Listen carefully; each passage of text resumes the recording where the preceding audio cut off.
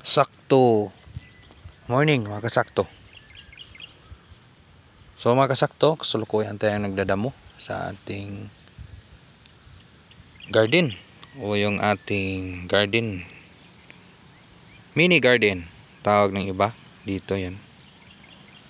So tinawag ko ito na mini garden kasi sari-saring pananim sa loob ng ating mini garden. So tingnan natin kung sabi nga nila totoo daw yung magka nutrition deficiency o yung magka DF sa ating ONF, ano ba yun? NF o ND, NFC yung tawag sa iba doon.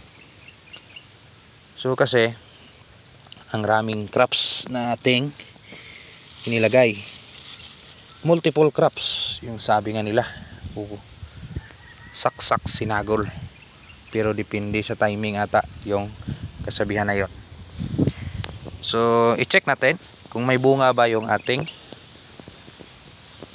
kanlaon variety na panigang.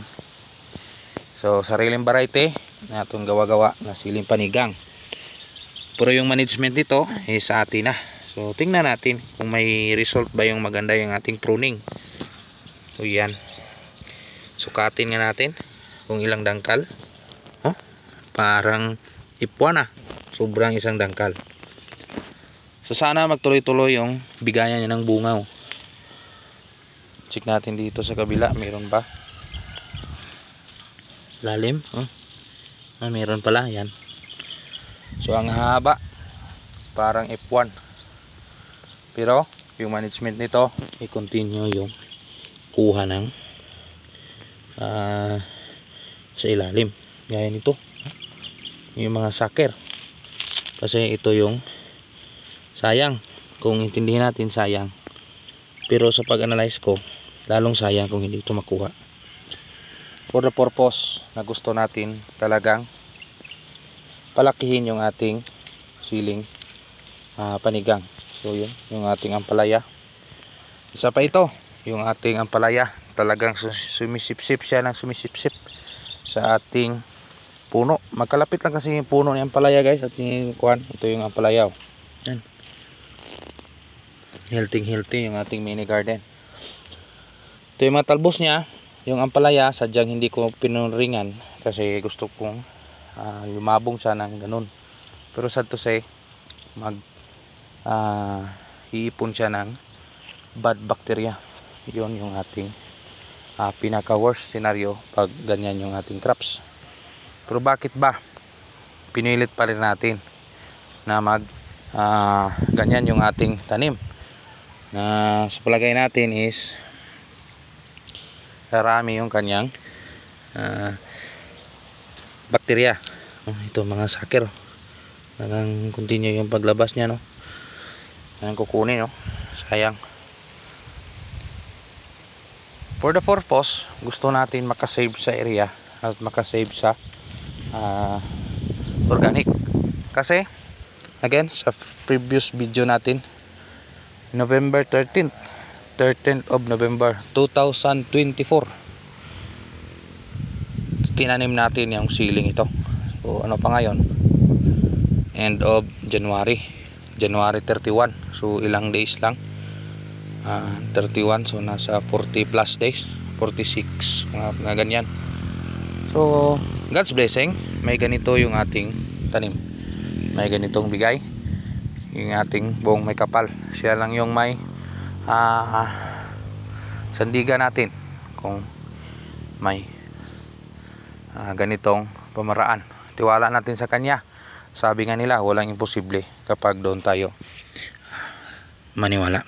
Ayan, gandang bunga, maganda yung resulta. So sana continue. Again, sa mga ibang lugar nagsasabi sila, bakit hindi mo pa hinarvest insakto yung ating pitsay o yung ating Chinese cabbage?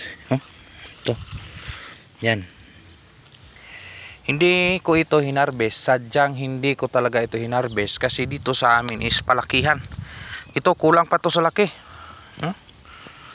Yan, ito liit pa ito. Kailangan malaking malaki talaga yung ating pitsay o Ito yung ating Chinese cabbage. Dito sa taas, marami na din oh. Sorry guys, hindi ko ito natapos-tapos ng ito, malaki oh. Pwede na ito. Hindi ito mabenta. Pero sa amin dito, yan, nakatabi sa ating onions. Hindi pa ito natin maibenta. For the purpose na gusto pa siya natin palakihin. Nang sa ganon, malaki yung kilo. Continue pa tayo nagbigay ng fertilizer yan. Kasalukuyan akong nagpakain. Tapos nila sa damo. Yan, matapos natin yung fertilizer. Sumunod tayo, nagdadamo. Yan. Maraming damo na kinukuha. Yan. So dito may for transplant pa tayo dito. Pero yung iba dito is good for harvest na ito. Ma-harvest na ito. Yan, yung iba dyan is ita-transplant natin. Kung kaya pa i-transplant. Oh, malaki, oh.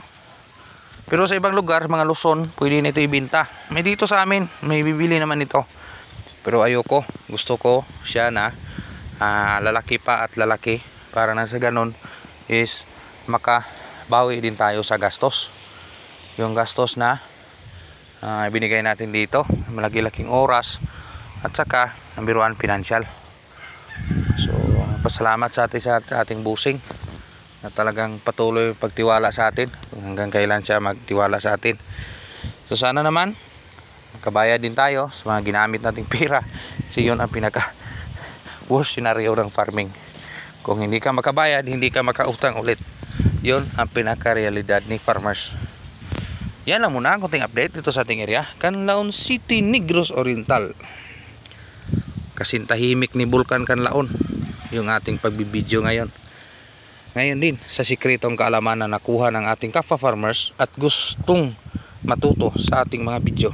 Tiwala lang at tibay ng loob. Tiwala sa sarili, walang imposible kung hihingi natin sa kanya yung pasbas. Salamat, Insakto TV.